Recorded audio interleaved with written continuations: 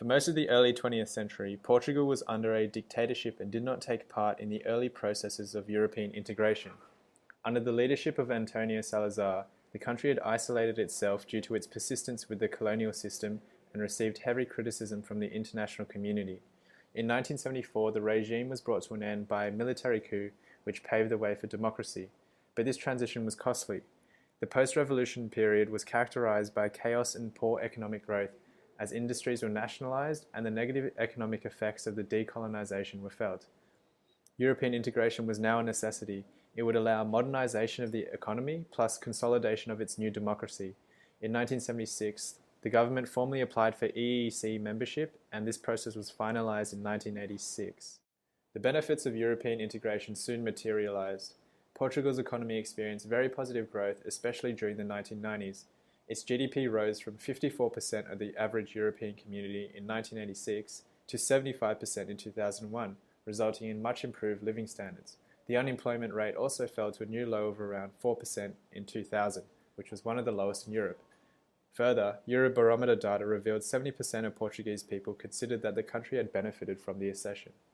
The European Union's structural and cohesion funds were a major factor in the development of the Portuguese economy, improving the country's trans-European infrastructure networks to better integrate it with the rest of Europe. Financial sector reform also boosted the economy. This was largely spurred by EU directives in interest rate deregulation, liberalization of the regulatory framework, privatization, and freeing of international capital movements. However, signs of deteriorating performance soon emerged with the launch of the euro in 1999.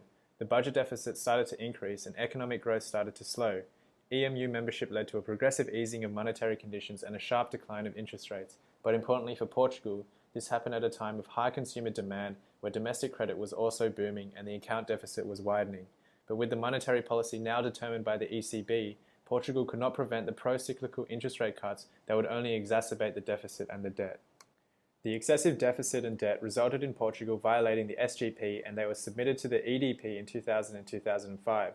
Over this period, there was an over-reliance on short-term fixes in the deficit, and the underlying causes such as the public sector payroll and social security inefficiencies from the aging population were never addressed.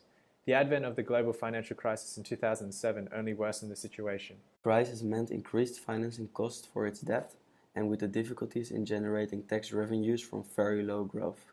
The country's ability to meet its fiscal obligations was greatly affected. Portugal was forced to introduce austerity measures and had to negotiate a €78 billion bailout package in 2011. There are positive signs for the future though. After achieving success in cutting its deficit and restoring growth, Portugal was able to exit the program in 2014 and regain access to capital markets. Portugal's experience highlights the issue of how the Eurozone membership can offer too much economic protection from the markets. There was a lack of incentives to develop and implement optimal policies, and the Portuguese government continually avoided necessary reforms until it was too late. The key to success for the future of the EU is that economic reform has to be led by domestic actors willing to carry it out.